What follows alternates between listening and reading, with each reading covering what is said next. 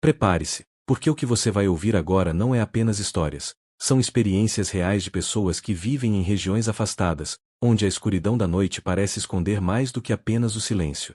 A roça, com seus milharais, pastos e matas densas, pode parecer tranquila durante o dia, mas quando o sol se põe e a lua se esconde atrás das nuvens, há algo que desperta entre as sombras, algo que a maioria jamais ousaria enfrentar. O primeiro relato vem de uma senhora chamada Dona Maria, que vive em uma pequena fazenda herdada de sua família há gerações. Ela conta que, certa noite, enquanto recolhia os ovos das galinhas, ouviu passos atrás de si.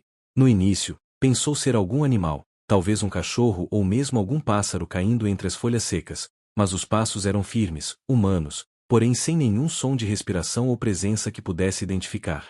Quando se virou, não havia ninguém, e o vento que soprava entre os milharais parecia mais frio do que o normal, quase cortante, como se carregasse algo sombrio. A sombra começou a se mover entre os milharais, rastejando pelo chão de maneira antinatural, como se estivesse contorcendo a própria forma.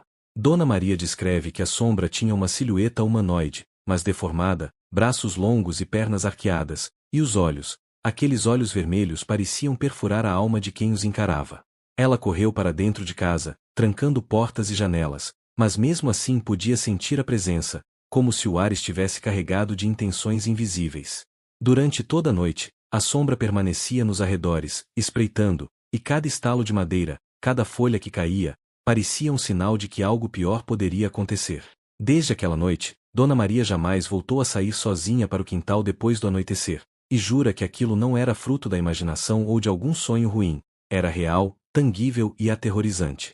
O segundo relato vem de um jovem chamado Toninho, que herdou a antiga casa de seus avós em um sítio isolado, cercado por um mato fechado e brejos profundos.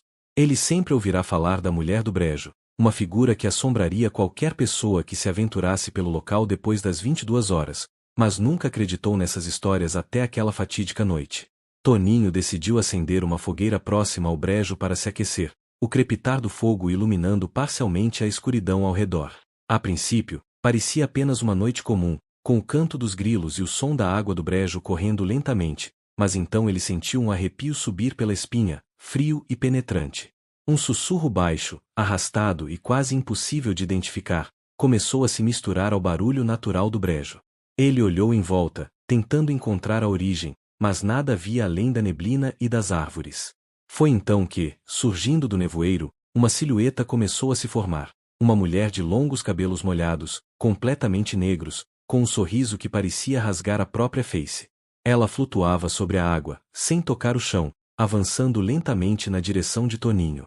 Cada passo que ela dava fazia o fogo da fogueira tremer, e o cheiro de terra úmida e podridão invadiu o ar, tornando o ambiente quase insuportável.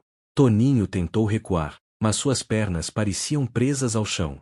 Quando a figura desapareceu subitamente no brejo, o jovem sentiu o coração bater como se fosse explodir, e o silêncio que se seguiu era ainda mais perturbador do que a presença que o havia aterrorizado. Desde aquela noite, Toninho nunca mais se aproximou do brejo sozinho à noite e recomenda que ninguém o faça, pois segundo ele, a entidade vigia e persegue aqueles que ousam desafiar sua área. O terceiro relato é de uma família que se mudou para uma pequena chácara no interior, cercada por colinas e matas densas. Logo na primeira noite, o filho mais novo, Gabriel, acordou em prantos, afirmando ter visto um homem de preto parado no pé de sua cama, observando cada movimento. Os pais, incrédulos, pensaram tratar-se apenas da imaginação infantil, mas logo estranhos acontecimentos começaram a se repetir, móveis mudando de lugar, portas rangendo sem vento, sussurros baixos e incompreensíveis vindos do porão. Certa madrugada, o pai decidiu descer para investigar, levando apenas uma lanterna. Ao acender a luz, percebeu marcas de passos molhados que levavam para um canto escuro, onde a luz não alcançava. Ao tentar seguir os passos, a lanterna caiu, apagando, e um toque gelado e pesado tocou seu ombro, seguido de uma risada baixa, rouca, que parecia vir das paredes da casa. A família passou meses tentando entender o que acontecia, consultando até mesmo vizinhos e pessoas que haviam vivido ali antes, mas nada explicava os fenômenos. O terror não estava apenas nos acontecimentos, mas na sensação constante de serem observados, de que a própria mata escondia olhos que nunca piscavam. Finalmente, decidiram se mudar, mas ainda hoje, quando passam pela estrada próxima à antiga chácara, sentem arrepios e ouvem sons que não conseguem explicar, como se a presença que assombrava a casa o seguisse, invisível e silenciosa, mesmo de longe. Esses 3 relatos deixam claro que a roça, apesar de parecer calma e pacífica durante o dia, esconde mistérios e presenças que desafiam qualquer explicação racional.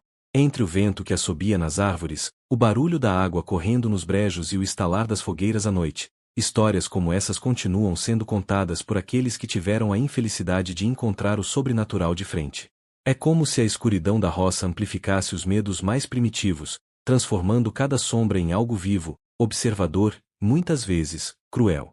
O silêncio absoluto, quebrado apenas por ruídos mínimos, faz com que cada movimento seja amplificado, cada cheiro suspeito se torne intenso, e cada sombra se transforme em uma ameaça invisível. Se você achava que viver no campo era seguro, esses relatos provam o contrário. A solidão, o silêncio e a natureza densa são apenas o cenário. O verdadeiro terror está naquilo que não se vê, mas se sente. Aqueles que tiveram encontros com essas entidades afirmam que o medo não se limita ao momento do encontro. Ele permanece, se infiltra nos sonhos, e às vezes transforma até mesmo a memória do dia em algo inquietante. Cada relato é uma lembrança viva de que há forças na roça que jamais deveriam ser provocadas, e que, por mais que você tente racionalizar, algumas experiências desafiam qualquer lógica e explicação humana. E mesmo que você nunca tenha vivido algo assim, é impossível ignorar a sensação de pavor ao imaginar estar sozinho, cercado pela escuridão, com presenças invisíveis observando cada movimento seu.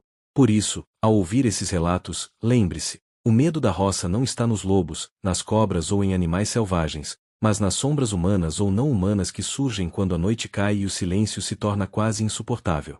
Cada árvore, cada milharal, cada brejo pode esconder algo que jamais deveria ser perturbado. O campo, a roça, os sítios e chácaras isoladas guardam segredos que apenas os mais corajosos ou os mais imprudentes descobrem. Entre o cheiro da terra molhada, o som do vento e os passos que ninguém consegue ouvir, há uma vida paralela, uma realidade que se manifesta apenas na escuridão e que mantém seu território protegido contra qualquer intruso. E se você decidir visitar a roça à noite, lembre-se, nem tudo que é visto pode ser explicado, e nem tudo que é sentido pode ser ignorado.